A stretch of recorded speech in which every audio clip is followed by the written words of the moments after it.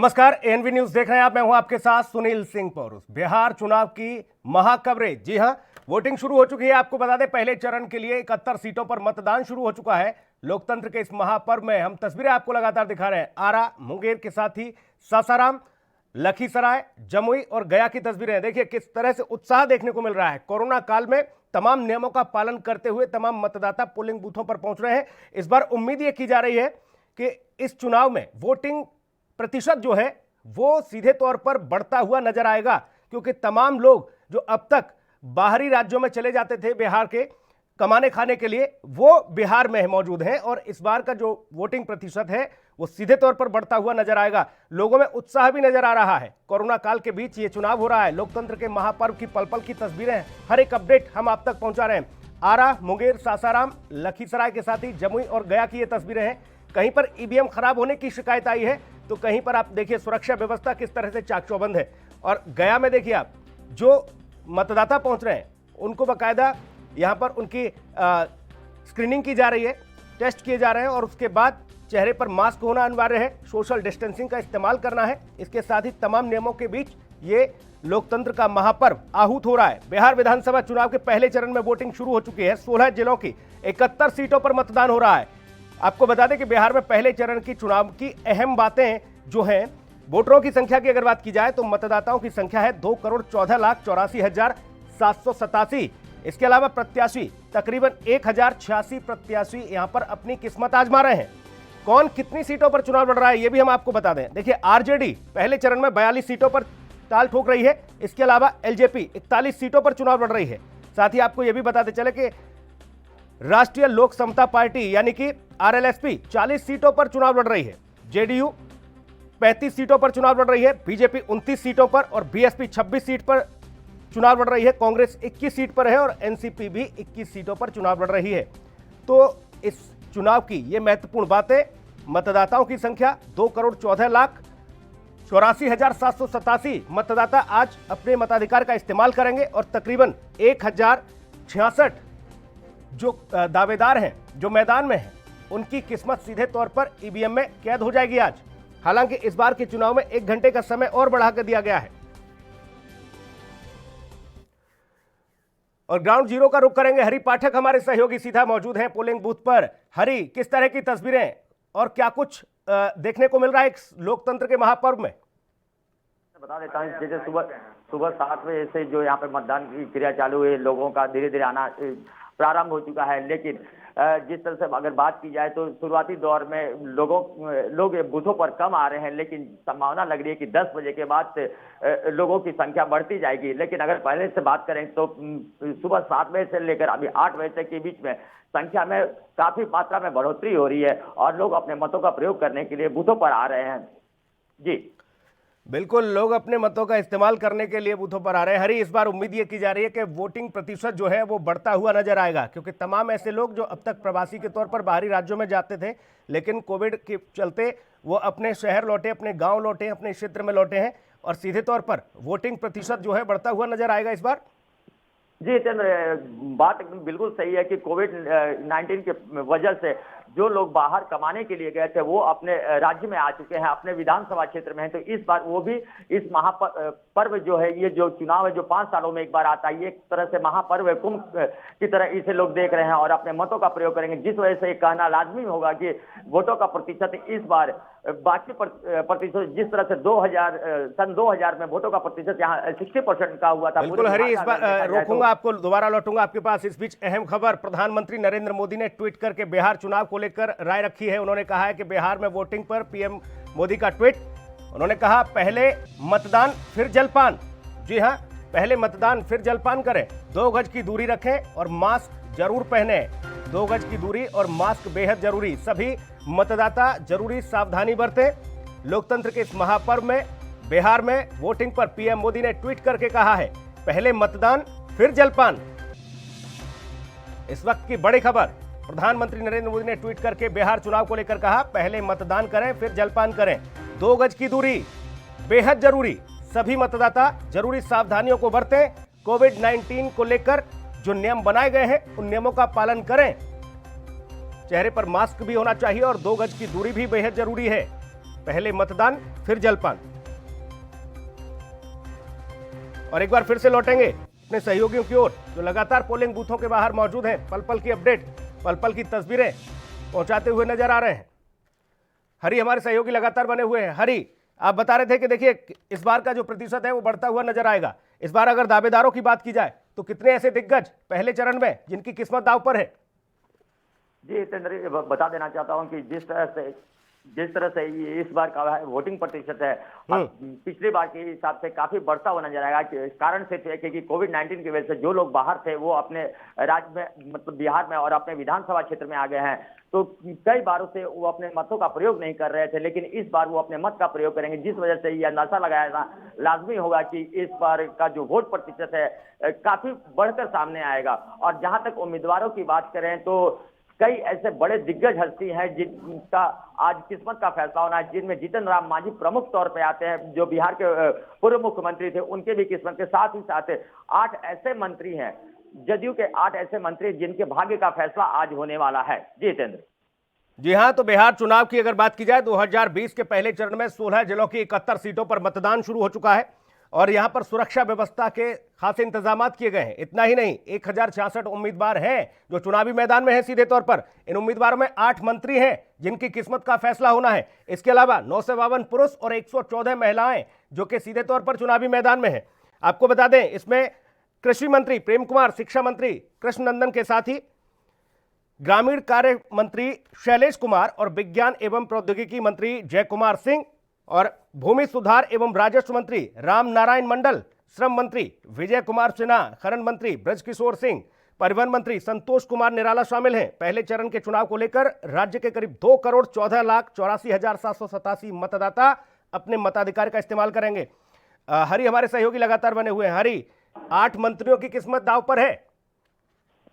जी हाँ, 8 मंत्रियों की किस्मत यहाँ पर दांव पर है और जिस तरह से अगर देखी जाए इनकी बातें तो बहुत सारे मंत्रियों के चेहरे पर अभी मायूसी भी दिख रही है कि जिसमें हम नंद किशोर जी से हमारी बात हुई थी तो उनके तरफ से भी कहना है कि हाँ ठीक है, जो भी भाग्य का फैसला होगा ये तो मैंने अपना कार्य किया है, लेकिन अब जो मतदाताओं की होगी वही करेंगे। लेकिन जीतन राम मांझी भी जो बिहार के पूर्व मुख्यमंत्री थे, उनके भी भाग्य का फैसला आज ही होने वाला है। और सबसे अहम बात है कि जिस तरह से मतदाताओं की संख्या में ये पिछले 15 मिनटों में जिस बूथ संख्या पर हमें जिस तरह से इजाफा हुआ, ये अपने आप में एक देखने वाली बात है कि जो सुबह 7 बजे इक्के दुक्के लोग दिख रहे थे, लेकिन जैसे जैसे समय बीत रहा है वैसे वैसे मतदाताओं की संख्या में काफी बढ़ोतरी आ रही है। लेकिन कोविड की जहां तक बात की जाए तो कोविड में यहाँ पर लापरवाही बरती जा रही है। अगर बूथ की बात की जाए तो यहाँ पर सैनिटाइजर सिर्फ दिया गया है, लेकिन मास्क की व्यवस्था यहाँ पर नहीं की गई। लेकिन कर्मियों की अगर देखें तो कर्मी सब पूरी तरह से अपने आप को कोविड से सुरक्षित रखे हैं, लेकिन वोटकर्ता जो है, मतदाता जो है, उनमें असुरक्षा की भावना देखने को मिल रही है। जी जितेंद्र। लेकिन हरी, सीधे तौर पर अगर देखा जाए तो मास्क तो घर से लगाकर ही मतदाता निकलेगा और ये कहा भी जा रहा है, लगातार अपील की जा रही है कि आप घर से निकलें तो मास्क लगाकर निकलें। ऐसे में पोलिंग बूथ पर जाकर मास्क कहां से मिले, कहां से इंतजाम हो? हालांकि वो भी जरूरी, क्योंकि अगर कोई मतदाता मास्क लगाकर नहीं पहुंचता है तो उनके लिए मास्क की व्यवस्था पोलिंग बूथ पर होनी चाहिए। हालांकि सैनिटाइजेशन की जो व्यवस्था आप बता रहे हैं कि वहां पर सैनिटाइजर मौजूद है, पहले जाकर आप अच्छे से हाथ धुलिए, उसके बाद जाकर सीधे तौर पर मतदान करिए। प्रधानमंत्री का ट्वीट भी आया है, ऐसे में सीधे तौर पर हरी उत्साह भी देखने को मिल रहा होगा। प्रधानमंत्री ने कहा है कि पहले मतदान फिर जलपान। जी, जिस तरह से प्रधानमंत्री का ट्वीट आया है कि पहले मतदान फिर जलपान, ये बात सही है, लेकिन प्रधानमंत्री का ये ट्वीट है कि 2 गज की दूरी ज्यादा है जरूरी, लेकिन ये चीज देखने को यहाँ पर नहीं मिल रहा। जो कतार है, जो आपस में इस तरह से एक दूसरे से सटे हुए हैं। मास्क की जहां तक बात है, मास्क तो कुछ लोग अपने घरों से लगाकर आ रहे हैं, लेकिन प्रशासन की तरफ से भी कहा गया था जो जी सुनील, तो जिस तरह से प्रशासन के द्वारा बोला गया था कि आप तमाम सावधानियों को बरतें। हालांकि सुरक्षा व्यवस्था के बीच वो तस्वीरें हम आप तक पहुंचा रहे हैं, वो लगातार तस्वीरें दिखा रहे हैं कि देखिए मतदाताओं में उत्साह है। तमाम अपने पहचान पत्रों को लेकर मतदाता पोलिंग बूथों पर पहुंचता हुआ नजर आ रहा है और व्यवस्थाएं जो इस बार देखने को मिल रही है बेहद चाक चौबंद, क्योंकि कोविड के नियमों के बीच ये मतदान हो रहा है और तस्वीर सीधे तौर पर बता रही है कि तमाम नियम कानून का यहाँ पर इस बार इस्तेमाल हो रहा है। इसके अलावा सुरक्षा व्यवस्था भी चाक चौबंद है, लोग भी पहुंच रहे हैं। आपको ये बता दें कि पहले 71 सीटों पर सीधे तौर पर मतदान हो रहा है, जिसमें 1066 उम्मीदवारों की किस्मत आज ईवीएम में कैद हो जाएगी। पहले चरण में जेडीयू के 35 उम्मीदवार चुनावी मैदान में हैं। इसके अलावा और भी तमाम ऐसे उम्मीदवार, तमाम राजनीतिक दल जो सीधे तौर पर चुनावी मैदान में हैं, लोग भी लगातार पहुंच रहे हैं। इसके अलावा 8 मंत्रियों की किस्मत का फैसला भी आज होना है, क्योंकि जाहिर तौर पर पहले चरण के चुनाव में 71 सीटों पर 16 जिले की 71 सीटों पर मतदान हो रहा है। हरी हमारे सहयोगी लगातार बने हुए हैं। हरी, सीधे तौर पर अगर ये देखा जाए तो 8 मंत्री तो हैं ही, इसके अलावा करीब 952 पुरुष और 114 महिलाएं हैं जिनकी किस्मत आज ईवीएम में कैद होगी। कोरोना काल के बीच ये मतदान हो रहा है, लेकिन इन तमाम सारे पहलुओं से अलग हटकर राजनीतिक दलों की अभी भी क्या प्रतिक्रियाएं मिल रही हैं और मतदाता के जहन में क्या है? क्या आपने उनसे बात की जो वोट करने जा रहे हैं, वो किस बात को लेकर इस बार बटन दबा रहे हैं ईवीएम का? जी सुनील, मैं आपको बता दूं, जिस तरह से मतदाता यहाँ पर है, कुछ मतदाताओं से हमारी बातें भी हुई हैं, तो जहाँ तक मतदाताओं का सबसे अहम 2 ही मुद्दा होता है। एक तो विकास का मुद्दा है, दूसरा बिहार में जो रोजगार की बात है। कोविड-19 की वजह से जो लोग बाहर से यहाँ पर आ गए हैं, बिहार में किसी तरह की कोई रोजगार की व्यवस्था नहीं है, तो अहम मुद्दा रोजगार का। युवाओं की जहाँ तक बात की जाए तो रोजगार को लेकर अपने मतों का प्रयोग करना चाहते हैं, ना कि दलगत राजनीति के तौर पर, और ना ही जो बिहार में अभी तक जो चलता आ रहा था जातीय समीकरण, इस जातीय समीकरण को भी युवा इस बार छोड़ना चाह रहे हैं। और वहीं अगर बड़ों की बात की जाए तो वो एक कैडर वोट होता है जो कई वर्षों से वो एक जाति विशेष या पार्टी विशेष के लिए देती आ रही है, लेकिन उसमें वो बदलाव देखने के लिए नहीं मिल रहा है। लेकिन युवाओं में बदलाव जरूर देखने के लिए मिल रहा है, क्योंकि रोजगार एक सबसे बड़ी समस्या बिहार के लिए सामने बनकर आई है, जिसे कुछ लोगों से, युवाओं से जो हमारी बात हो रही थी, वो बोले कि जो विकास का है, किसी पार्टी का नाम लिए बगैर उनका कहना है कि जो विकास की बातें करते हैं हम इस बात उन्हें ही देंगे, ना कि जातीय समीकरण पे जाएंगे, ना दलगतीय समीकरण पर जाएंगे। जी सुनिए, कई जगह से ईवीएम खराब होने की भी शिकायत आ रही हैं, फिर चाहे वो लखीसराय के मतदान केंद्र 166 पर ईवीएम खराब हुई हो या फिर डाक बंगला में, कुछ इस तरह की स्थिति भी देखने को मिल रही है। शुरुआती दौर में क्या प्रभावित हुआ है कुछ जगह हरि पाठक मतदान? जी, अभी जहां तक अगर भोजपुर की बात की तो भोजपुर में इस तरह की अभी शिकायत देखने के लिए नहीं मिली कि ईवीएम की कहीं खराबी की बात अभी तक सामने नहीं है, ना ही किसी तरह की विलंबता की बात हुई है। अपने निर्धारित समय से ही हर एक जगह वोटिंग की प्रक्रिया चालू हो गई है और ईवीएम में भी किसी तरह की शिकायत नहीं आ रही है। हाँ, ये चीज जरूर था, शुरुआती दौर में मतदाताओं की संख्या बहुत ही कम थी, नगण्य के बराबर थी, लेकिन जैसे जैसे समय बीतता जा रहा है मतदाताओं की संख्या बढ़ती जा रही है, उनमें रुझान हो रहा है और वो अपने मतों का प्रयोग करने के लिए बूथों तक आ रहे हैं, चाहे वो महिला हो, पुरुष हो या वृद्ध हो। सभी लोगों को देख रहे हैं कि वही उत्साह और वो जुनून के साथ वो मतदान केंद्रों पर आ रहे हैं। जी, मौसम का मिजाज किस तरह का है? पहले चरण की मतदान को लेकर तमाम उत्साह तो देखने को मिल रहा है मतदाता में, लेकिन मौसम का मिजाज हरि पाठक किस तरह का है बिहार में?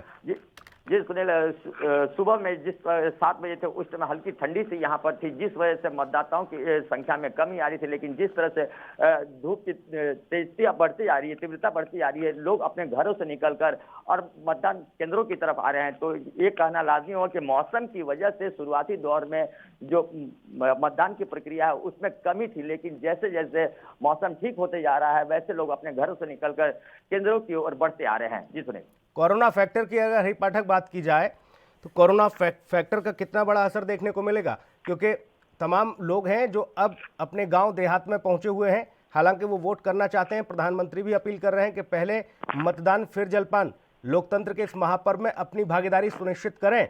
तो ऐसे में क्या ये माना जाए कि सभी लोग जो मतदाता हैं वो सीधे तौर पर बूथ पर पहुंचेंगे, या फिर कोरोना फैक्टर देखने को मिलेगा कि लोग ये सोच कर नहीं जाएंगे कि कहीं कोई बीमारी हमारे पल्ले न पड़ जाए? जी सुनील, कोरोना काल का ये जो चुनाव है अपने आप में एक बहुत ही महत्व रखता है कि इस सावधानी अगर हटती है तो दुर्घटना घटती है। इस तरह की बातें सामने आ रही है। सरकार की तरफ से भी तमाम सुविधाएं मुहैया कराई गई कि अगर आप आ रहे हैं सैनिटाइज करके आओ, और जो लोग हैं वो भी अपनी तरफ से पूरी सुरक्षा में आ रहे हैं। लेकिन सरकारी संसाधनों में अगर कुछ कमियां हैं, जिस तरह से उनके द्वारा कहा गया था कि मास्क और सैनिटाइजर, ग्लव्स वगैरह की, तो सैनिटाइजर की व्यवस्था है लेकिन बाकी चीजों की नहीं है। लेकिन अगर मतदाताओं की बात करें तो जो लोग बाहर से आए हैं इस बार अपने घर पे हैं, विगत कई चुनावों में वो अपने मतों का प्रयोग नहीं किए हैं और इस बार उन्हें मौका मिला है, तो निश्चित तौर पे कहना लाजमी होगा कि वो इस बार अपने मत का प्रयोग करेंगे, जिस वजह से यहाँ पर जो प्रतिशत है वो प्रतिशत बढ़कर सामने आएगा। अगर हम 2000 की बात करें तो 2000 में 60.25% का मतदान बिहार में हुआ था, जिस वजह से अभी लग रहा है कि ये जो आंकड़ा था, जो अपने आप में एक रिकॉर्ड बनाया था, ये आंकड़ा इस बार कहीं इससे ऊपर जाएगा इस बार के मतदान की जो क्रिया है। जी इन 16 जिलों को 71 सीटों की अगर बात की जाए हरि पाठक, तो पिछले आंकड़े क्या कुछ कहते हैं? किसके खाते में कितनी सीटें गई थीं पिछले 2015 में जब चुनाव हुआ था? 2015 की अगर बात की जाए तो उस टाइम कांग्रेस, आरजेडी और जदयू मिलकर ये चुनाव लड़े थे। तो ये जो तीन पार्टियां थी एक साथ, अब ये तीनों पार्टी अलग अलग, कांग्रेस और आरजेडी एक साथ में होकर चुनाव लड़ रहे हैं और भाजपा और जदयू एक साथ में हो गया है। तो इसमें विरोधाभास की भी प्रक्रिया सामने देखने के लिए मिल रही है। तो बीजेपी के खाते में पिछली बार 13 सीटें गई थी। हालांकि बीजेपी और नीतीश कुमार के बीच उस दरमियान फासले थे, लेकिन बीजेपी ने 13 सीटों पर जीत हासिल की थी। जी हाँ, वो संयुक्त इस बार का जो चुनाव है संयुक्त रूप से भाजपा और जदयू संयुक्त रूप से चुनाव लड़ रहे हैं। तो संभावना बढ़ती जा रही है कि इस बार सीटों में इजाफा होगा। लेकिन जहां एक तरफ से जो पूरे चुनाव में देखा, पहले चरण के चुनाव में देखा गया कि जिस तरह से नीतीश कुमार का खुलकर विरोध हो रहा था, तो इसका खामियाजा नीतीश कुमार को तो भुगतना ही पड़ेगा। साथ ही साथ जो गठबंधन के मामले हैं, जिस वजह से भाजपा को भी कहीं फायदा तो कहीं नुकसान इन्हें देखने को मिल सकता है। जी सुनिए। आरजेडी इस बार 42 सीटों पर है, एलजेपी 41 सीटों पर है। एलजेपी के अगर फैक्टर की बात की जाए, क्योंकि चिराग पासवान सीधे तौर पर टाल ठोकते नजर आए हैं। हालांकि बीजेपी के लिए उनका सॉफ्ट रवैया रहा है, नरम रुख रहा है। प्रधानमंत्री को उन्होंने अपने दिल में, जहन में बसा के रखा है। लेकिन नीतीश कुमार से सीधे तौर पर उन्होंने दुश्मनी ले रखी है। नीतीश कुमार को जेल भेजने तक की बात करते हुए नजर आए थे वो। जी, चिराग पासवान की जहां तक बात की जाए, चिराग पासवान शुरुआती दौर से ही नीतीश कुमार को अपने टारगेट पर रखे हुए थे और शब्दों के तीखे बाण एक दूसरे के ऊपर दोनों तरफ से चलाए जा रहे थे।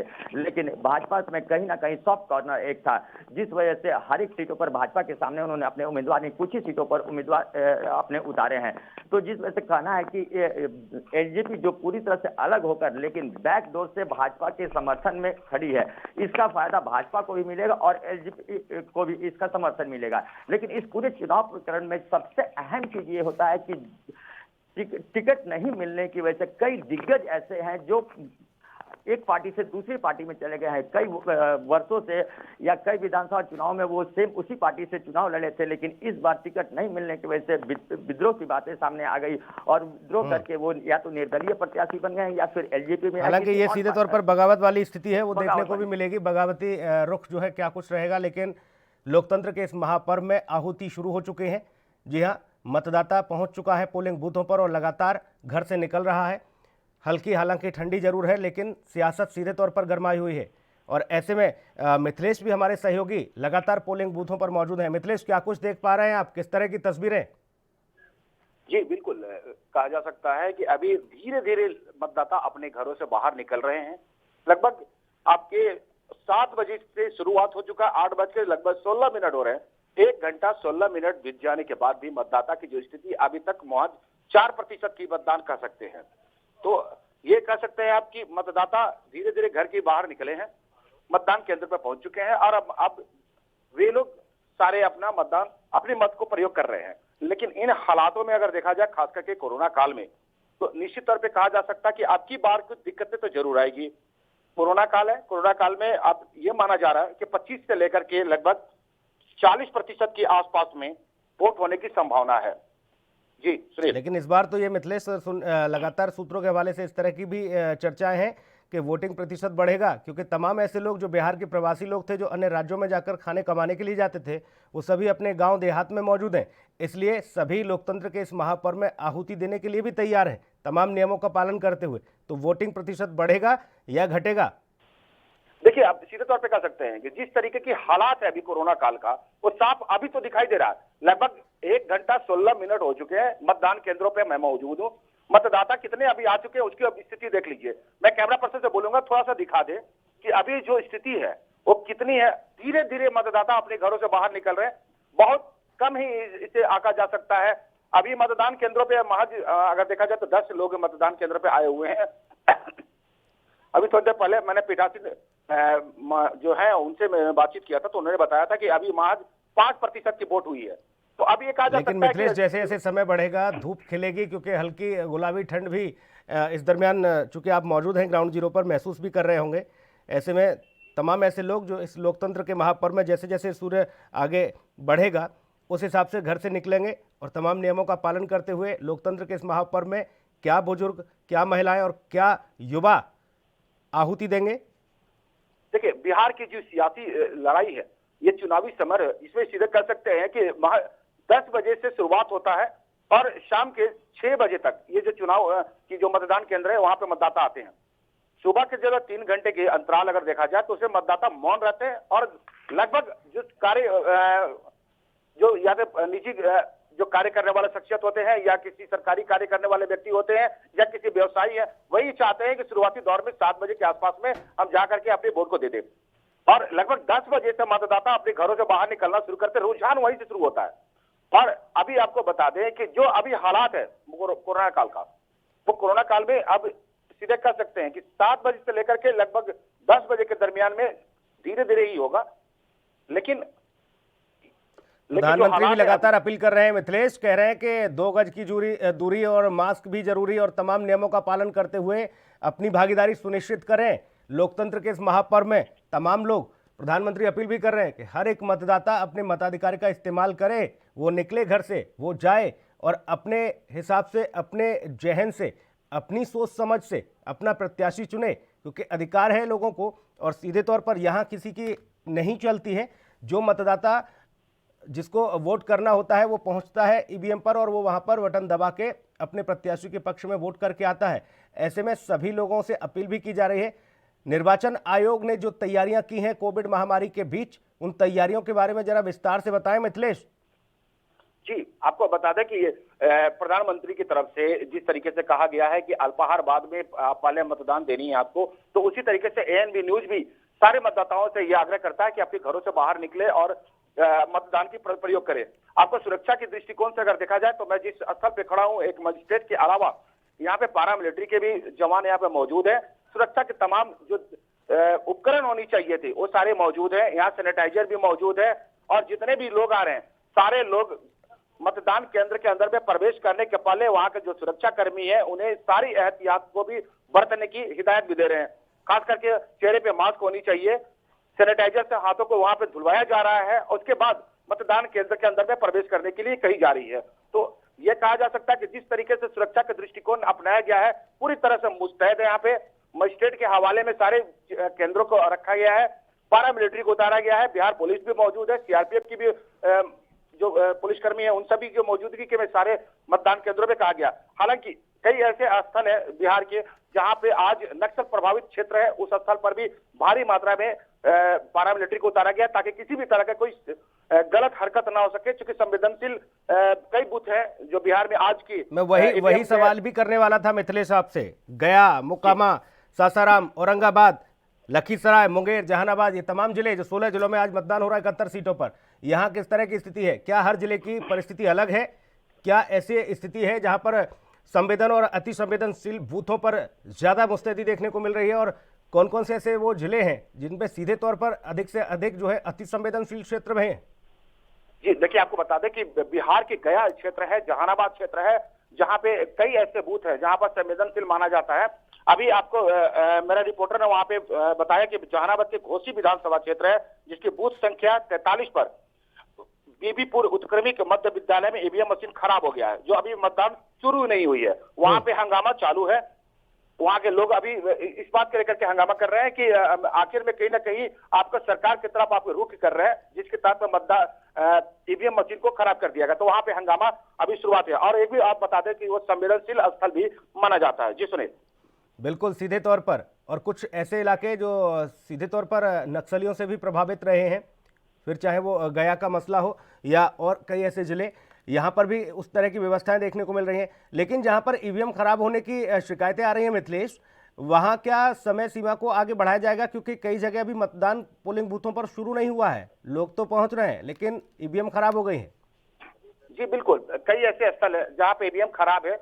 अब लगभग 1.5 घंटे से अभी तक किसी भी तरह का कोई भी अभी मतदान नहीं शुरुआत हुआ है। इसको लेकर के वहां पे हंगामा अभी है, लेकिन वहां जिला पदाधिकारी मौजूद है, तमाम बातों को वे अवगत करा रहे हैं। लेकिन एक बड़ी खबर आपको सीधे बता दें कि औरंगाबाद के में नक्सली को एक बड़ा मंसूबा ध्वस्त किया गया है।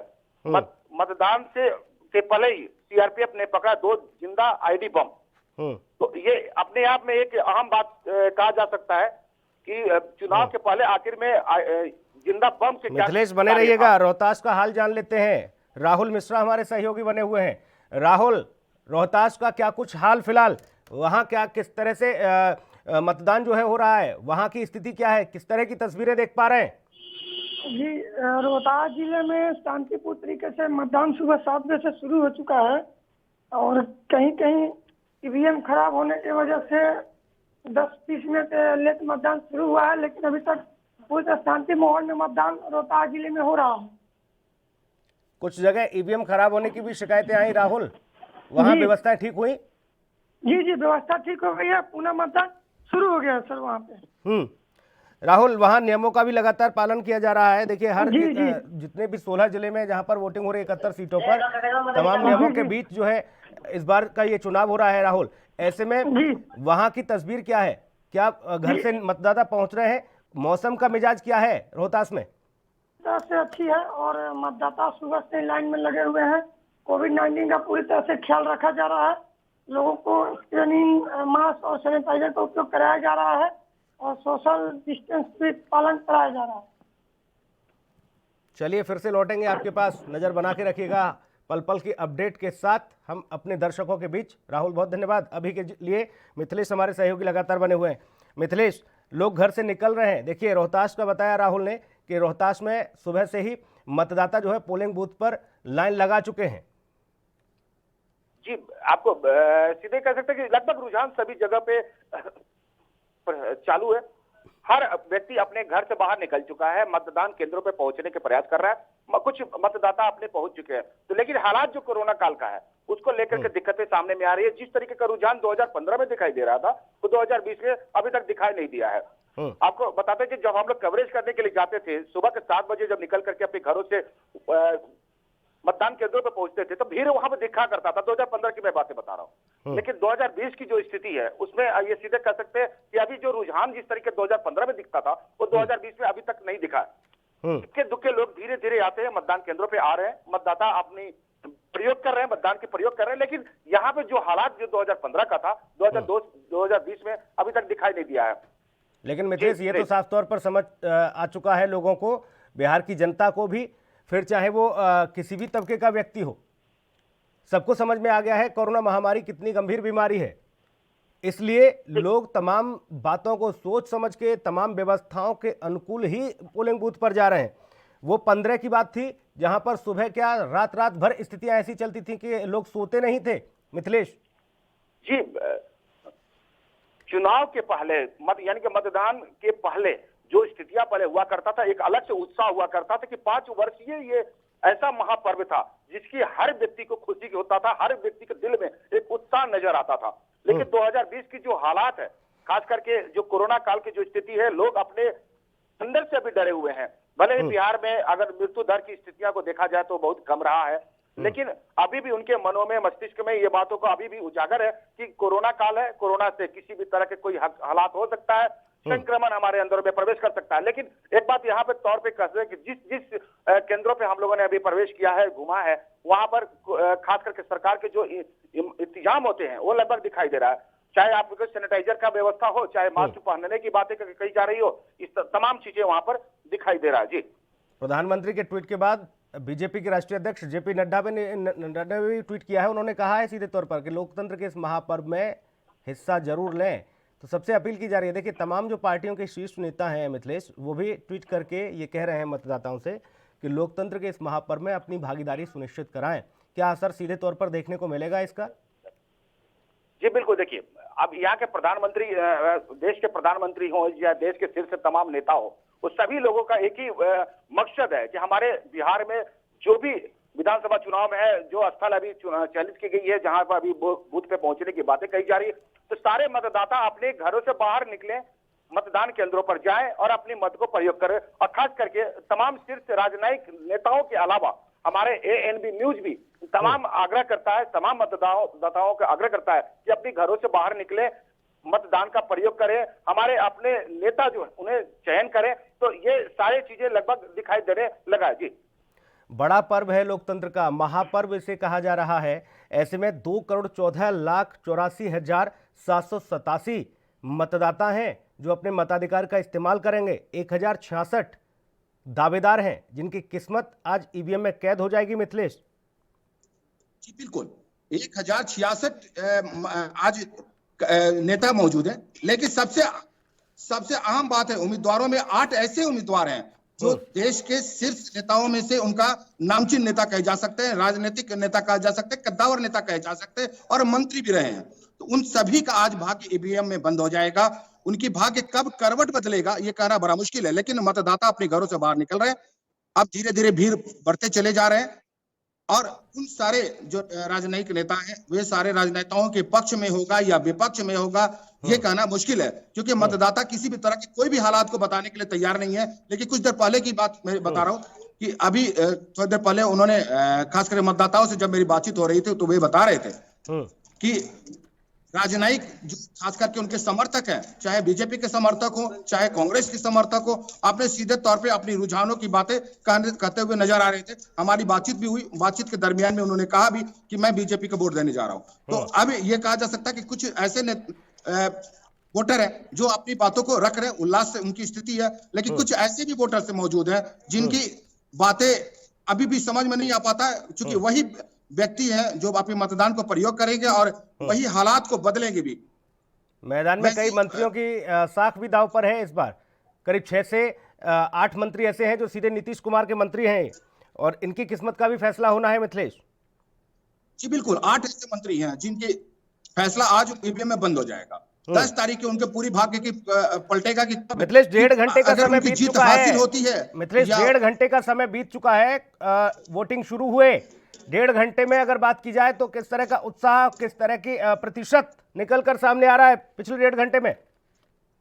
अभी आपको बताते हैं कि जिस मतदान केंद्र में मौजूद है वहां पे अभी 4 से 5% के मतदान की बातें कही जा रही है। इक्का दुक्का व्यक्ति यहाँ पे मौजूद है, आ रहे हैं। आपको दिखा देते हैं, एक बार कैमरा पर्सन से मैं बोलता हूँ कि जरा अपने दिखाते कि अभी जहाँ वोटिंग हो रही है वहां पे पुलिसकर्मी तो दिखाई दे रहे हैं, लेकिन अगर देखा जाए तो एकदम नगण्यता की स्थिति है। कोई भी अभी वोटर यहाँ पर दिखाई नहीं दे रहा। यहाँ पे लगभग 2 बूथ है यहाँ पे मौजूद। किस शहर में है आप, किस जिले में है और किस पोलिंग बूथ पर पहुंचे हैं आप? जी आपको मैं सीधे बता दें कि भोजपुर के एक ऐसे स्थल है जो डीएवी स्कूल के पास मैं पहुंचा, फिर उसके बाद अभी बक्सर की ओर हम लोग कुछ करने जा रहे हैं। तो यहाँ पर देखें जो मतदाता है वहां पे अभी तक किसी भी तरह का कोई भी व्यक्ति यहाँ पे मौजूद नहीं दिखाई दे रहा है। इक्का दुक्का ही व्यक्ति आ रहे हैं और अपने मतदान के प्रयोग कर रहे हैं। जी यहाँ इस पोलिंग बूथ पर जहाँ वोट पड़ रहा है इस क्षेत्र में किसका दबदबा, किसका पलड़ा भारी? क्या ये भी कोई हाई प्रोफाइल सीट है? जी आपको बता दें कि ये सीट है आरजेडी का सीट रहा है, लेकिन अब की बार आरजेडी का सीट को जो खड़े थे प्रत्याशी यहाँ पे उनको नहीं दे करके तौर पे अब की बार में भाकपा माले को सीट दी गई है। वहां पे कैमुद्दीन खड़े हैं और लेकिन उनकी जो लड़ाई है यहाँ पे बीजेपी के अमरेंद्र प्रताप सिंह यहाँ पे खड़े, उनकी से लड़ाई की बातें कही जा रही है, लेकिन यहाँ पे मिलता जुलता असर दिखाई दे रहा है। भाकपा माले की जो असरदार सीट होने के नाते, क्योंकि इस स्थल पे जिस स्थल पे मैं खड़ा हूँ यह स्थल लगभग भाकपा माले के क्षेत्र माना जाता है, बाहुबली क्षेत्र माना जाता है और यहाँ की जो वोट है लगभग रुझान आपकी भाकपा माले की तरफ जाता है। लेकिन कई ऐसे भी यहाँ पे मतदाता है जो आपके सीधे तौर पे अमरिंदर प्रताप सिंह की तरफ रुझान ले रहे हैं। अभी थोड़ी देर पहले मेरी बातचीत हुई थी जिसमें उन्होंने साफ कहा था कि मैं भाजपा को वोट देने के लिए आया हूँ। जी सुनील, सुरक्षा कर्मियों से अगर बातचीत हो पाए तो मिथिलेश बात करिए और उनसे पूछिए कि तमाम नियमों के बीच इस बार का ये लोकतंत्र का महापर्व आहूत हो रहा है, ऐसे में सुरक्षा कर्मी जो है किस तरह से मुस्तैदी से यहाँ पर काम कर रहे हैं और क्या कुछ लोगों को हिदायत दे रहे हैं? कहीं कोई दिक्कत, कोई परेशानी, कोई समस्या सुरक्षा कर्मियों को तो नहीं आ रही? क्योंकि हालांकि अभी भीड़ नहीं है, अभी लोग नहीं है, तमाम नियम बनाए गए हैं उनके लिए। बात करके जरा एक बार समझने की कोशिश करें मिथिलेश। सुरक्षा कर्मी भी मौजूद है और सुरक्षा कर्मी पूरी तरीके से मुस्तैद है और ये पैरामिलिट्री के लोग हैं, इनसे बातें करेंगे। आप लोग कोई दिक्कत तो नहीं आ रही है? कोई दिक्कत नहीं आ रही। हम लोग यहाँ ड्यूटी सिक्योरिटी में लगे हैं और बाकी सब चुनाव वोटिंग ठीक ठाक से चल रही है, सब ठीक ठाक है। क्या आप लोग तो लगभग यहाँ पे भीड़ दिखाई दे रहा है? क्या भीड़ तो अभी तो भीड़ तो नहीं है। अभी जैसे शुरुआत अभी चुनाव वोटिंग फर्स्ट डल रही है तो अभी उतना भीड़ भड़ाका नहीं है, बाद में भीड़ भड़ाका बढ़ सकती है, अभी तो उतना नहीं है। चुनाव हो रहा, सब वोटिंग ठीक ठाक डल रही है। जी यहाँ पर एक और है, उनसे भी बातें करेंगे। क्या लग रहा है आपको? ठीक है, बढ़िया, शांति से रहा है। और मिथिलेश समझिए, देखिए पहली मर्तबा ऐसा हो रहा है देश दुनिया के इतिहास में कि कोरोना महामारी के बीच ये चुनाव संपन्न हो रहा है। ऐसे में चेहरे पर मास्क हैं सुरक्षा कर्मियों के, हाथों में उनके सैनिटाइजर है और इसके अलावा तमाम ग्लव्स और तमाम साधन संसाधन इस कोविड महामारी से बचने के लिए। ऐसे में उनका अनुभव किस तरह का है, वो लोग सुरक्षाकर्मी किस तरह की चीजें देख रहे हैं, क्योंकि इससे पहले तो सुरक्षाकर्मी अपने हाथों में सीधा लठ रखते थे, सीधा डंडा रखते थे और सर पर टोपी रहती थी, जो भीड़ के बीच सिर्फ और सिर्फ तमाम व्यवस्थाओं को व्यवस्थित करने में रहते थे। इस बार तो खुद उनकी भी सुरक्षा बेहद जरूरी है। सुरक्षाकर्मी अपनी सुरक्षा के लिए भी चिंतित हैं। जी बिल्कुल, ये कहा जा सकता है कि जो सुरक्षा कर्मी है खुद बेचारे असुरक्षित है, खास करके अब की बार मनुष्य से नहीं बल्कि एक अलग से कोरोना काल से सीधे तौर पे कह सकते हैं। कोरोना काल में असुरक्षित अपने आप को तो महसूस जरूर कर रहे हैं। मैं फिर एक बार बातें करूंगा कि कोरोना काल है, कोरोना काल में अपने आप को कैसा महसूस कर रहे हैं, खास करके अभी जो स्थिति है। इसका व्यवस्था सैनिटाइजर और मास्क दोनों चीज का व्यवस्था हुआ है। अपने फोर्स इसको व्यवस्था कर चुका है और बढ़िया है, ऐसा कोई परेशानी नहीं है, ऐसा कोई समस्या नहीं है। इससे आसानी से लड़ा जा सकता है, इसमें उतना तरह का कोई संभावना नहीं। जी, कोरोना काल की स्थिति है और कोरोना काल की स्थिति में खास करके अवगत है और सबसे अहम बात है कि जो सुरक्षा कर्मी है वे सुरक्षा कर्मी भी अपनी पूरी तरीके से मुस्तैद है, हर पहलुओं पे अपनी नजर बना के रखे। हालांकि भीड़ नहीं है, 2015 में जो भीड़ दिखाई देता था वो 2015 का भीड़ नहीं दिखाई दे रहा है। हमारे पास मजिस्ट्रेट साहब मौजूद हैं, इनसे हम बात करेंगे कि अभी कैसा महसूस कर रहे हैं सर कोरोना काल में? कोरोना काल में जो भी है किया जा रहा है, जो गार्ड है उनको सैनिटाइजर है, टेम्परेचर है वगैरह चेक करके जो भी है दिया जा रहा है, कराया जा रहा है। मिथिलेश, जानने की कोशिश करिए, जो व्यवस्थाएं तमाम मजिस्ट्रेट साहब के ऊपर हैं, जिला निर्वाचन आयोग ने किस तरह के नियम इनको बताए हैं और उसके अलावा ये जो मतदाता वहां पहुंच रहे हैं उनको किस तरह से समझाने का काम कर रहे हैं, उन्हें किस तरह की समझाइश दी जा रही है और तमाम सुरक्षा कर्मियों के साथ साथ जो व्यवस्था है, 1 घंटे का समय भी इस बार बढ़ता हुआ नजर आया है। 6 बजे तक मतदान होगा। जी, आप सीधे बताएं कि जो निर्वाचन आयोग ने है आपको क्या गाइडलाइन किया है खास करके कोरोना काल में? गाइडलाइन को फॉलो किया जा रहा है यहाँ, जैसे टेम्परेचर है, टेम्परेचर को जो भी आ रहे हैं लोगों को देखा जा रहा है, सैनिटाइजर की व्यवस्था। क्योंकि लोगों की ये शिकायत है कि देखिए पोलिंग बूथ पर मास्क नहीं मिल रहा है। दिया जा रहा है सर, यहाँ पे एक नियमावली आया था कि चुनाव आयोग खास करके बूथ पे आपको वहां पर मास्क भी देगा, सैनिटाइजर की व्यवस्था करेगा, तो क्या यहाँ पे उपलब्ध है? हाँ, सैनिटाइजर की व्यवस्था है, टेम्परेचर में करने की व्यवस्था दोनों रखा गया है। यहाँ पे तो उपलब्ध नहीं दिखाई दे रहा है किसी तरह का मास्क। आप देखिए, आप गेट पे जाइए, मेन गेट पे है, टेम्परेचर की व्यवस्था की गई है, वहाँ सैनिटाइजर है, सब जगह हर बूथ पे रखी गई है। जी, सारी व्यवस्थाएं हैं। और क्या गाइडलाइन आपका था? जो गाइडलाइन जो सबको फॉलो किया ही जा रहा है। तो ये खैर चलिए मिथिलेश, सीधे तौर पर अधिकारी भी इस सकपकात नजर आ रहे हैं कि कहीं कोई गलती, कोई चूक ना हो जाए और एएनबी न्यूज़ उनकी पोल ना खोल दे, इसलिए वो भी बातें करने से बचते नजर आ रहे हैं, कतराते नजर आ रहे हैं। आप बने रहिएगा। इस बीच बड़ी खबर औरंगाबाद से आपको बता दें। जी हां, चुनाव से जुड़ी हुई बड़ी खबर। बिहार के औरंगाबाद के डिबरा की अगर बात की जाए तो सीआरपीएफ ने यहां पर आईईडी बरामद किया है, उन्हें डिफ्यूज किया गया है। बिहार में पहले चरण में मतदान जारी है और इसके पहले जो सुरक्षा गश्त जो लगातार की जा रही थी, देखिए सीआरपीएफ की टीम के द्वारा यहां आईईडी बरामद हुआ है।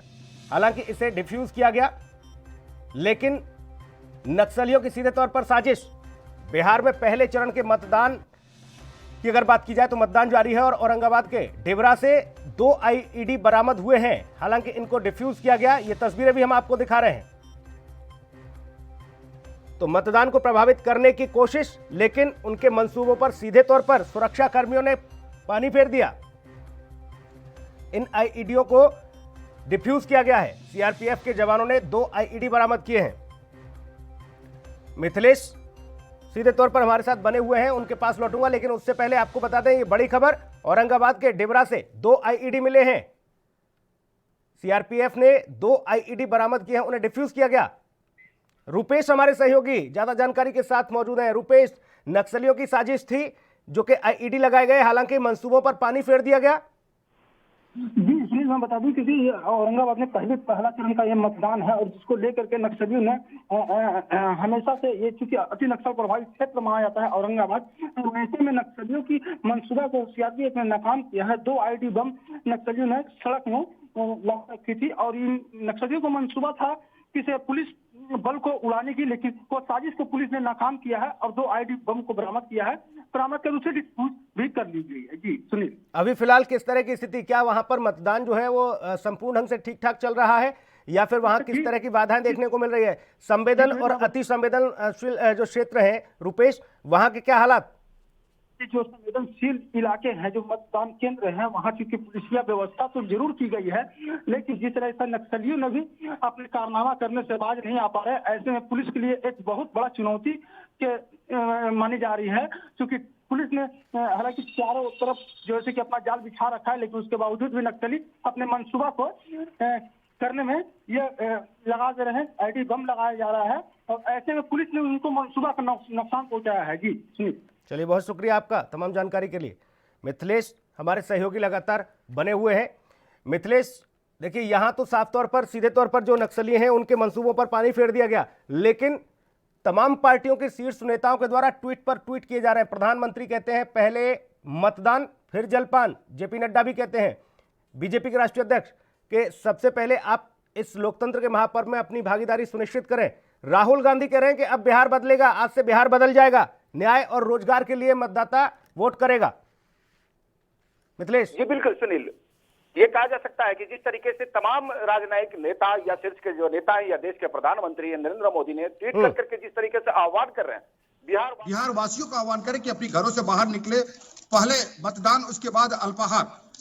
और एएनपी न्यूज भी तमाम मतदाताओं को यह भी आह्वान कर रहा है कि आप अपने घरों से बाहर निकले, अपनी मतदान का प्रयोग करें। लेकिन इन तमाम बिंदुओं के बीच में अगर देखा जाए तो कोरोना काल भारी पड़ रहा है, स्नेह कर करके लोग धीरे धीरे अपने घरों से बाहर निकल रहे हैं, मतदान की प्रयोग कर रहे हैं। कई युवा यहाँ पे मौजूद है, मैं कुछ युवा से भी बातचीत करने का प्रयास करूंगा। बिल्कुल, सीधे तौर पर आप कोशिश करिए और समझने की कोशिश करिए मिथिलेश कि आखिर मतदाता के जहन में चल क्या रहा है, किन तमाम बातों को लेकर मतदाता पोलिंग बूथ तक जा रहा है, क्या बदलाव चाहता है, किस तरह की व्यवस्थाएं वो चाहता है। आप मतदान के लिए आप आए हैं, क्या फील कर रहे हैं कोरोना काल में खास करके, और कैसे आपका रुझान होगा, किस तरीके का फील? अरे तो पूरा विश्व में है कोरोना, तो पूरा विश्व है, लेकिन हम लोग का देश में अभी अच्छा स्थिति में है, बिहार में और अच्छा है, और रुझान विकास की तरफ, जो विकास करेगा उसी को वोट दिया जाएगा। आप यहाँ पे किस लिए आए हैं? वोट देने के लिए। वोट देने के लिए। आप युवा है, क्या आपने सोच रखा है? क्योंकि युवा नीति है, युवा नीति के अनुसार जो चल रहा है खास करके, उसमें आपका क्या सोच होगा? कि जो विकास करेगा उसको वोट दीजिएगा। मिथिलेश सीधा पूछिए, क्या है इनके जहन में, किन बातों को लेकर मतदान करने के लिए पहुंच रहे हैं, किससे किन चीजों से प्रभावित होंगे? देखिए, आप पहली बार हमें लग रहा है कि आप खास करके मतदान प्रयोग करने के लिए आए हुए हैं। आपके मन में क्या क्या चल रहा होगा, क्योंकि पहली बार की आपकी जीवन का मिला है ये, खास करके महाकुंभ में स्नान करने के लिए, तो क्या चल रहा है आपके दिलों में? बताएं। देखिए, तो सीधे तौर पर मतदाता भी अभी बोलने की स्थिति में नहीं है, और ये भी ये तो हम लोग बाहर में बिहार के वासी हैं, पर जॉब करने हम लोग दूसरा स्टेट में जाते हैं, तो चाहते हैं कि यहीं पे सारा कंपनी आ जाए, कम से कम आईटी कंपनी यहाँ पे आ जाए, ताकि बहुत जन को रोजगार मिले। और इसलिए हम चाहते हैं कि कोई ऐसा गवर्नमेंट बने जो बिहार के लिए मींस मल्टीनेशनल कंपनी लाने में सहयोग दे। तो देखिए कौन कंपनी देते, कौन चुनावी लोग देते हैं।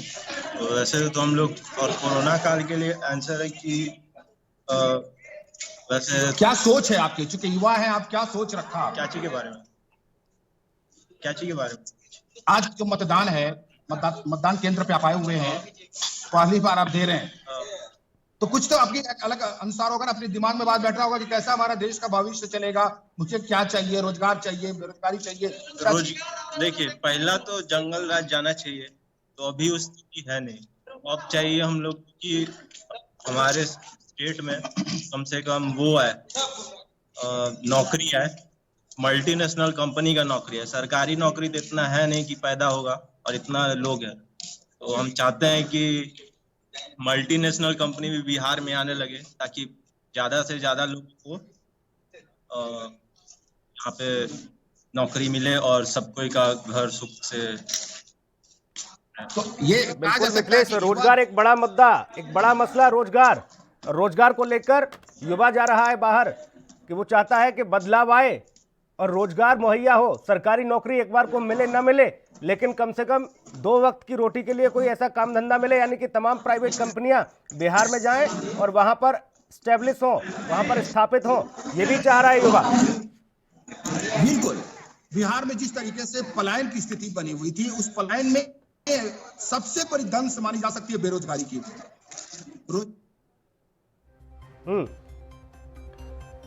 तो 71 सीटों पर डाले जा रहे हैं वोट। लगातार हम बता रहे हैं पहले चरण का मतदान जारी है। जी हां, बिहार में करीब 1.5 घंटे का मतदान पूरा हो चुका है। आपको बता दें कि इस दरमियान थोड़ी देर में महागठबंधन प्रेस कॉन्फ्रेंस भी करने वाला है। हालांकि राहुल गांधी ने ट्वीट करके ये जरूर कहा कि न्याय, रोजगार, किसान, मजदूर के लिए आज मतदान होगा। आज से बदल जाएगा बिहार। बिहार में आज पहले चरण का मतदान जारी है। यह बड़ी खबर आपको बता रहे हैं। 71 विधानसभा सीटों पर मतदान हो रहा है और इसके साथ ही आपको यह बता दें 1.5 घंटे से ज्यादा का समय बीत चुका है वोटिंग होते होते। ऐसे में कई जगह ईवीएम में थोड़ी दिक्कतें जरूर आई, लेकिन अब सुचारू रूप से व्यवस्थाओं को ठीक कर लिया गया और मतदान की जो प्रक्रिया है वो लगातार निरंतर जारी है। लोग भी अपने घरों से निकल रहे हैं। हालांकि मौसम में थोड़ी नमी जरूर है, लेकिन सियासी सरगर्मी सीधे तौर पर देखने को मिल रही है। अनिल शर्मा हमारे सहयोगी नवादा से फोन लाइन पर मौजूद हैं। अनिल, क्या कुछ अपडेट आपके पास? सर, इस टाइम नवादा विधानसभा आदर्श बूथ पे है, जहाँ पे सोशल डिस्टेंस के पालन करते हुए वोटिंग किया जा रहा है और मतदान शांतिपूर्वक किया जा रहा है। क्या मतदाता पहुंच रहे हैं बड़ी संख्या में निकलकर घर से वोट डालने के लिए? और जो मतदाता पहुंच रहे हैं तो किन बातों को ध्यान में रखते हुए वो मतदान कर रहे हैं? क्योंकि सोशल डिस्टेंस का पालन किया जा रहा है पूरा, कोरोना काल को देखते हुए पूरा सुरक्षा बल को तैनात किया गया है। पूरा सैनिटाइजर वगैरह करवा के वोटिंग किया जा रहा है। सर, क्या चाह रहा है मतदाता इस बार? उसके जहन में क्या है? किन मुद्दों को लेकर, किन विषयों को लेकर मतदाता पहुंच रहा है मतदान करने? अनिल, चलिए, बहुत धन्यवाद आपका। और इस बीच लगातार बड़ी खबर हम आपको दिखा रहे हैं। जी हां, बिहार में मतदान पर राहुल गांधी का ट्वीट, जो हम लगातार बता रहे हैं आपको। आज बदलेगा बिहार, राहुल गांधी ने ये कहा। न्याय, रोजगार, किसान, मजदूर, जी हां, इसके लिए वोट दो, राहुल गांधी ने अपील की है। प्रधानमंत्री कहते हैं कि पहले मतदान फिर जलपान। जेपी नड्डा कहते हैं लोकतंत्र के इस महापर्व में अपनी आहुति जरूर दें, लेकिन राहुल गांधी कहते हैं न्याय, रोजगार, किसान, मजदूर के लिए वोट करिए और आज बदलेगा बिहार। राहुल गांधी ने ट्वीट करके ये कहा, आज बिहार बदलेगा, न्याय, रोजगार के लिए वोट दो, राहुल गांधी। और महागठबंधन की अब से कुछ ही देर बाद प्रेस कॉन्फ्रेंस भी होने वाली है, जिसमें सीधे तौर पर यह बताया जाएगा। प्रेस कॉन्फ्रेंस में जो भी महागठबंधन के बड़े प्रत्याशी हैं और जो शीर्ष नेता हैं वो वहां पर मौजूद रहेंगे। वो बताएंगे कि बिहार में अभी फिलहाल स्थितियों को लेकर वो क्या सोच रहे हैं। न्याय, रोजगार के लिए राहुल गांधी ने कहा है कि वोट दीजिए। उन्होंने कहा है कि आज बदलेगा बिहार, मजदूर के लिए वोट दो, किसान के लिए वोट दो। मिथिलेश हमारे सहयोगी लगातार बने हुए हैं। मिथिलेश, महागठबंधन प्रेस कॉन्फ्रेंस भी करेगा। देखिए, पल पल की अपडेट से भी हम अपने दर्शकों को रूबरू करा रहे हैं। राहुल गांधी कह रहे हैं कि आज बिहार बदलेगा। जी बिल्कुल, आपको बता दें कि बिहार में जब कोरोना काल का स्थिति चल रहा था और बिहार के तमाम जो मजदूर थे वो पलायन होने के बाद में फिर घर वापसी कर रहे थे, उस समय राहुल गांधी का एक ट्वीट आया था। उस ट्वीट में सीधे कहा गया था कि बदलता बिहार है और बिहार अपने खास करके अपने घरों में प्रवेश नहीं करने दे रहा है। उस स्थिति को लेकर के और आज की स्थिति को देखा जाए तो दोनों की वर्णनात्मक जो स्थितियां हैं निश्चित तौर पे अपने आप में कहेगा। आज राहुल गांधी का जो ट्वीट है उस ट्वीट पे वो सीधे तौर पे बातें करें तो खास करके उन्होंने मजदूरों के ऊपर अपना बातें रखा। बिहार में जो पलायन की स्थिति थी मजदूरों का, वो मजदूर आज वही कायाकल्प करने जा रहे हैं। तो उनकी न्याय के लिए, क्योंकि जिस तरीके से बिहार में बाहर चले गए थे मजदूर और मजदूरों को न्याय नहीं मिला था, कई मजदूरों की मौत हुई थी, सूबे की सरकार ने उनकी स्थिति को नगण्यता की स्थिति पर रखा था। तो आज लेकिन स्थिति जो है उन्हीं पे एक तरह से कहा जा सकता है कि राजनेता की एक अच्छी समीकरण कही जा सकती है इस मामले पे। और उन्होंने एक आह्वान जो ट्वीट करके कहा है खास करके मजदूरों के लिए, ताकि उनकी जो न्याय है वो न्याय अभी प्रथम चरण में दिखाई दे सके। मिथिलेश, क्या तो माना उनकी जाए जो कोरोना ट्वीट है काल में तमाम ऐसी परिस्थितियां देखने को मिली जो इतिहास के पन्नों में दर्ज हुई, क्या इस बार का बिहार का चुनाव इतिहास के पन्नों में दर्ज होगा?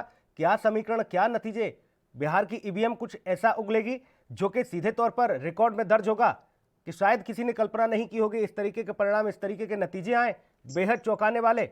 हालांकि बिहार में स्थिति यही रही है, जो परिणाम आते हैं वो बेहद चौंकाने वाले होते हैं। देखिए, पिछले बार की बातें करें, उसमें भी अगर देखा जाए तो 2015 की जो चुनाव था उसमें तमाम सर्वे हुई थे, लेकिन सर्वे के अनुकूल बातें नहीं आकर के एकदम पलटवार की स्थिति बनी हुई थी। लेकिन 2020 की एक ऐतिहासिक सीधे तौर पे कह सकते हैं कि चुनावी समीकरण रहा है। और 2020 में जो कोरोना काल रहा है उसको लेकर के भी कहा जा सकता है कि एक ऐतिहासिक पहल रहा है, खास करके अब की बार की चुनाव। इस चुनाव में निश्चित तौर पे तख्ता पलटी की बातें भी हो सकता है।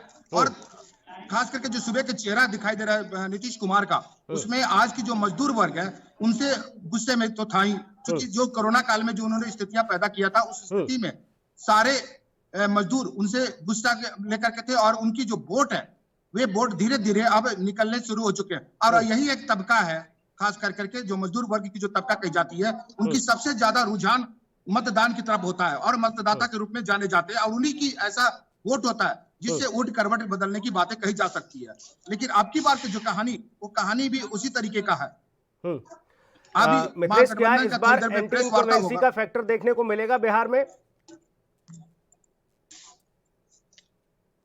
मिथिलेश, एंटी इनकम्बेंसी का देखने को मिलेगा क्या फैक्टर?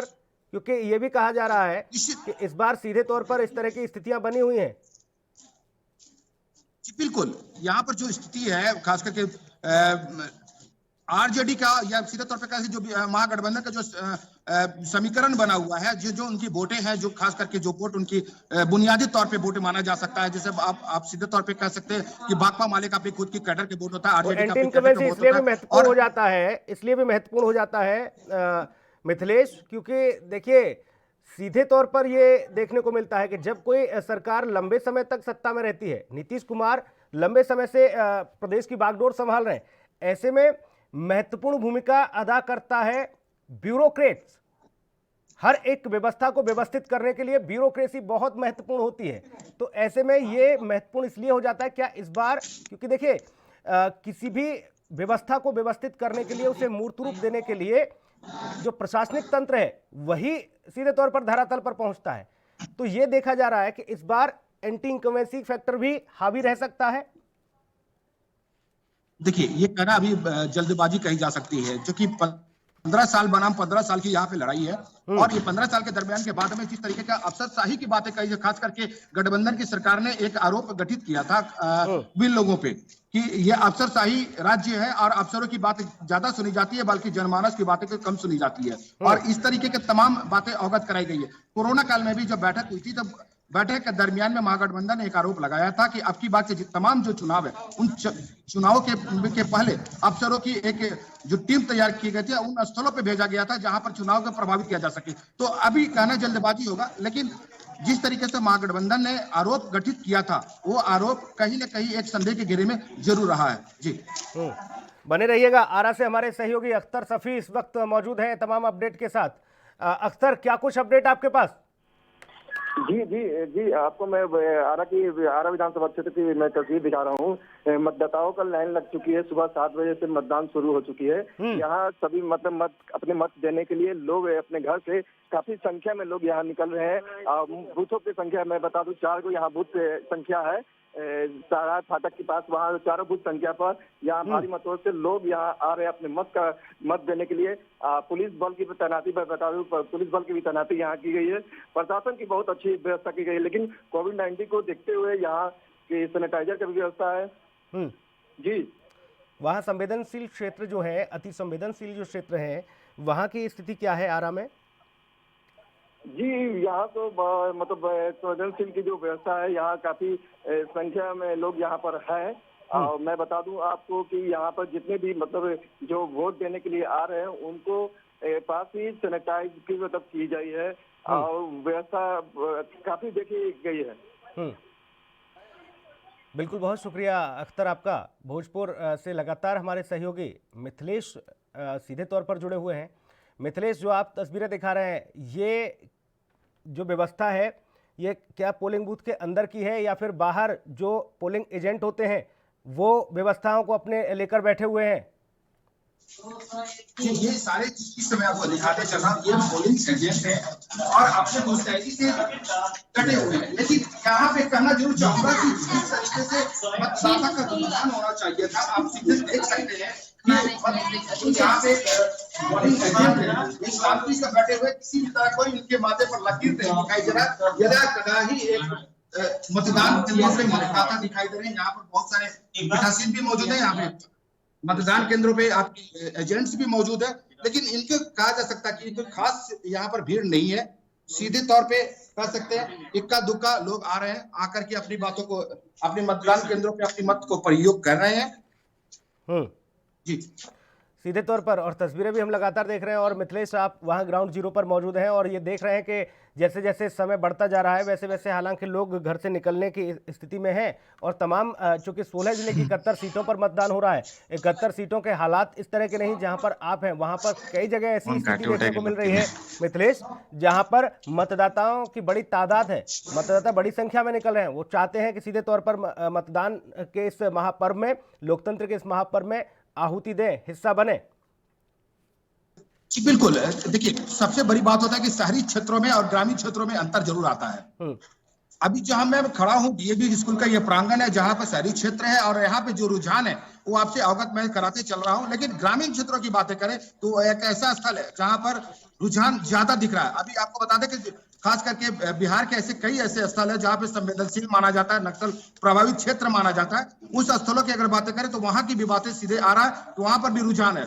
आपको बता दें कि भोजपुर के एक तरारी विधानसभा क्षेत्र है जहाँ पे नक्सल प्रभावित क्षेत्र माना जाता है। वहां की अभी थोड़ी देर पहले हमें सूचना आई है कि काफी तादाद में लोग अपने बूथों पे मौजूद हैं, वहां पे बूथ पे अपने मत प्रयोग कर रहे हैं। तो ये कहा जा सकता है कि जिस खास ग्रामीण क्षेत्रों में अगर देखा जाए तो उधर रुझान जाहिर तौर पर आप बने रहिएगा।